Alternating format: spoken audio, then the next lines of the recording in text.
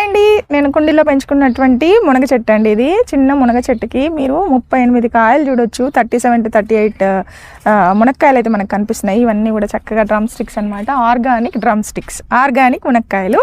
నేను వీటికి ఫెర్టిలైజర్ ఇస్తూ పెంచుకుంటున్నాను టెర్రస్ మీద.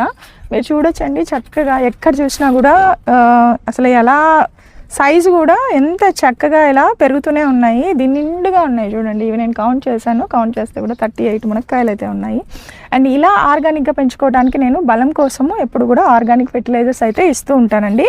అవి ఏంటంటే 3 రకాల ఫెర్టిలైజర్స్, పౌడర్స్ ఇస్తాను. ఒకటి ప్లాంట్ గ్రోత్ ఎన్పీకే మిక్స్. ఈ ప్లాంట్ గ్రోత్ ఎన్పీకే మిక్స్ ఏంటంటే మొక్క బలంగా ఎదగడానికి, కొమ్మలు రావడానికి చక్కగా ఇది పనిచేస్తుంది. అలాగే బనానా మిక్స్ ఫ్లవర్ ఫెర్టిలైజర్. అంటే ఫ్లవరింగ్ ఎక్కువగా వచ్చిన తర్వాత మునగ పూత రాలిపోయి అప్పుడు కాయలు వస్తాయి అనమాట. చాలామంది టెన్షన్ పడుతుంటారు, ఫ్లవరింగ్ వచ్చింది కానీ కాయలు రాలేదని. తర్వాతనే ఇలా కాయలు వస్తాయండి. సో ఇది బనానా మిక్స్ ఫ్లవర్ ఫెర్టిలైజర్. ఎక్కువ ఫ్లవర్స్ వస్తాయి, తర్వాత చక్కగా కాయలు రావడానికి. అలాగే మా దగ్గర ఆర్గానిక్ వెజ్ బోన్ మీల్ ఉంటుంది. బోన్ మీల్ రూటింగ్ సిస్టమ్ని చాలా స్ట్రాంగ్ చేస్తుంది, వేరు వ్యవస్థ బలంగా ఉంటుంది. దీంట్లో ఫాస్ఫరస్ ఇంకా కాల్షియం రిచ్గా ఉంటాయి కాబట్టి వేరు వ్యవస్థ చాలా బలంగా ఉంటుంది. అలాగే వీటితో పాటు 2 రకాల లిక్విడ్ ఫెర్టిలైజర్స్ అయితే నేను ఇస్తానండి. ఒకటి జీవామృతము, ఒకటి పంచగవ్య.